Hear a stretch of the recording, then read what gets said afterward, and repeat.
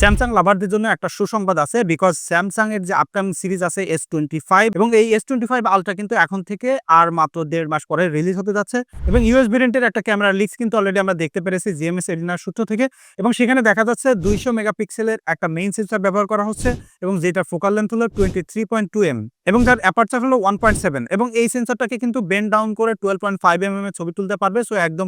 Clear ছবি পাওয়া যাবে এবং এই সেম সেন্সর কিন্তু গত বছর ব্যবহার করা হয়েছিল। তবে এবার পরিবর্তন আসতে যাচ্ছে আলট্রা ওয়াইড সেন্সরে, কারণ এবার স্যামসাং 50 মেগাপিক্সেলের একটা আলট্রা ওয়াইড সেন্সর ব্যবহার করতেছে। তাছাড়া 50 মেগাপিক্সেলের আর একটা টেলিফটো 5x জুমের লেন্স কিন্তু ব্যবহার করবে এবং 3x এর যে টেলিফটো লেন্সটা থাকে সেটা কিন্তু 10 মেগাপিক্সেলের একটা সেন্সর হতে যাচ্ছে এবং এই দুইটা টেলিফটো লেন্স কিন্তু IMX এর সেন্সর হতে যাচ্ছে। সো দারুণ ফটোগ্রাফির এক্সপিরিয়েন্স পাওয়া যাবে বিকজ এখানে স্ন্যাপড্রাগনের 8 এলিটের প্রসেসরটা তারা ব্যবহার করবে। সো এখানে ভালো ফটো প্রসেসিং আছে এবং